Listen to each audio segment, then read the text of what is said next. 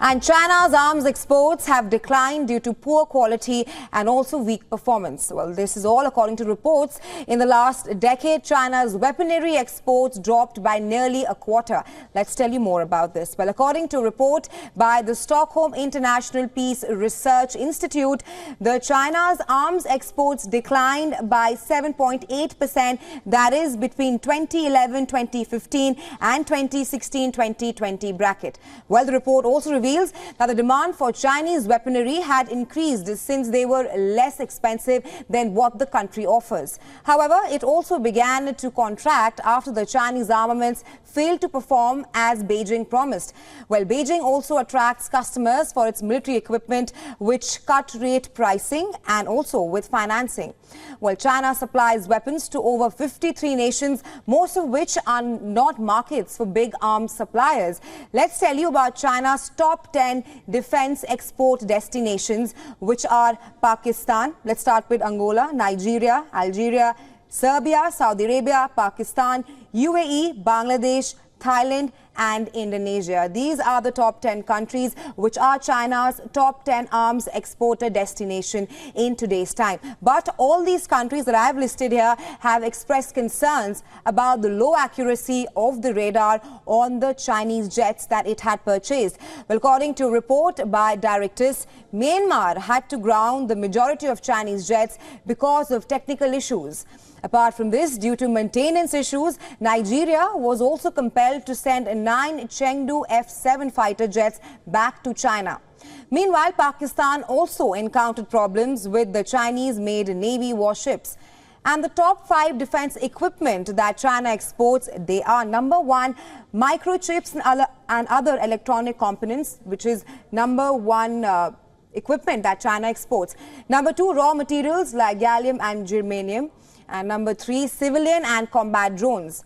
Apart from this, electronic parts for anti-aircraft missile radars, that's also what China exports on a large scale. And lastly, fighter aircrafts. Well, for more on this, we are now being joined by Collins Chong-Yu Keat. He's joining us live from Kuala Lumpur. Mr. Keat is a China expert in foreign affairs and security strategist at the University of Malaya. Thank you so much for joining us in WION, sir. Thank you. Good afternoon from Malaysia.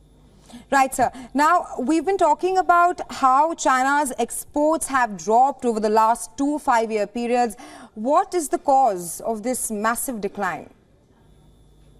Well, it's an open secret that the capacities of Chinese military assets, including weapons and arms, have been not as comparable as to Western assets. As we have seen now the case of growing number of countries realizing the weaknesses in terms of, they are not being combat ready, they are not being combat tested, and that they remain of low quality. And of course, also the after-sales processes in terms of maintenance, in terms of the operability. And now it has been proven, and that growing number of countries have also been wary. They have received these kind of weapons that are not really capable of maintaining their defense capacities, and that of course China uses this as a pretext in the first phase of selling these weapons based on the of course the pricing factor as compared to their Western counterparts. But as in the case of the BRI, for example, a lot of countries have been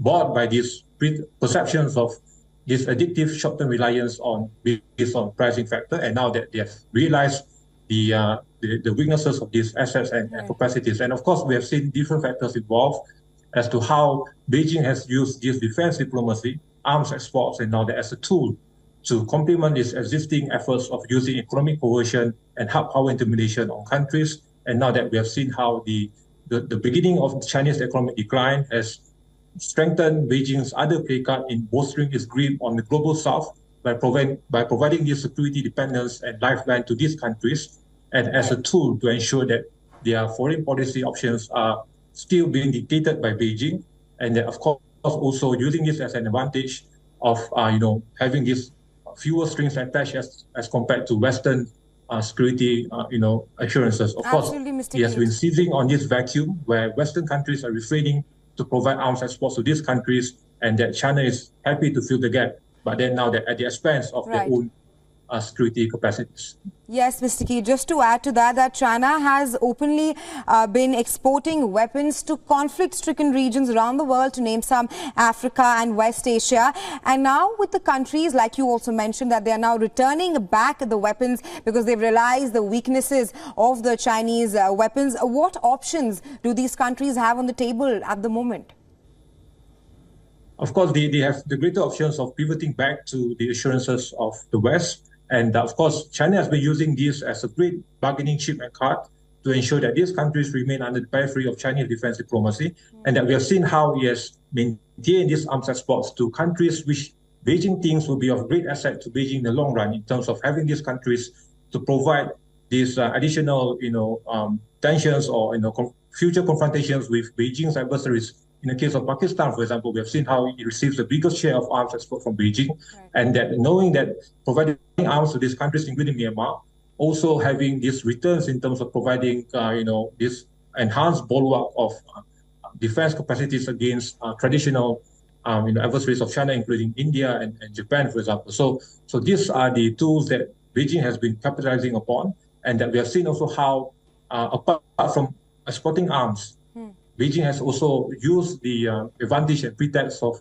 exporting also its security contractors to countries including, of course, Cambodia, Indonesia, Malaysia, and Thailand. Using that as a pretext to secure its current infrastructure, capacities or infrastructure, assets in those countries, and using that advantage now to have greater or deeper access to neighboring countries. So these are the bargaining chips and cards now, using this as a tool, apart from its economic coercion. Now that Beijing knows, with its current economic decline, countries have been realizing the risks involved, and that Beijing is now being squeezed by a declining time frame, and that it knows that having to bolster its defense diplomacy and to use these arms export and arms security lifeline assurances apart from its economic lifeline assurances to these countries. So this is a great strategy by Beijing to ensure that it can maintain its supremacy in a two-pronged factor. Right, Mr. Keet, thank you so much for joining us on WION and sharing your detailed analysis on this story. Thanks very much. Thank you. Thank you.